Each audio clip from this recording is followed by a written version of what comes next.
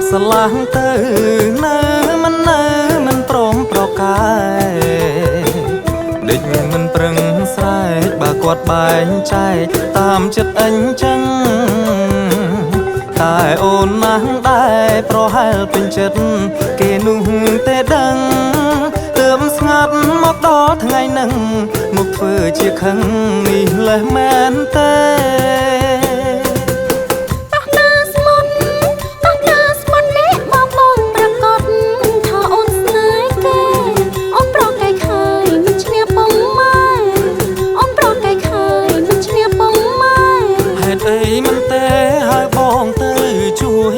អីមិនទេហើយបងទៅជួយឲ្យអត់ស្រឡាញ់ទៅបើសិនណាយកតន់ដឹងទៀតអូននឹងឈុំឆ្លៀតឈប់មកជួបទៀតច្បាស់ឲ្យបងព្រួយ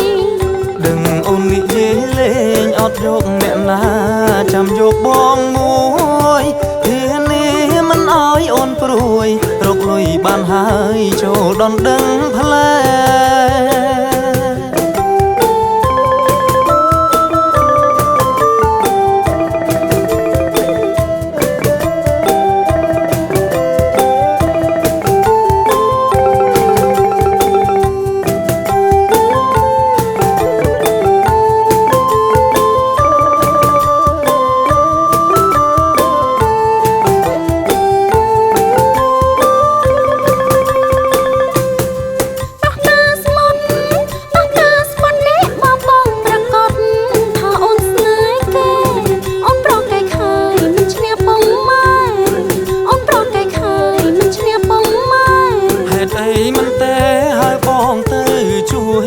អីមិនទេហើយបងទៅជួយឲ្យអត់ស្រឡាញ់ទៅបើសិនណាយកតន់ដឹងទៀត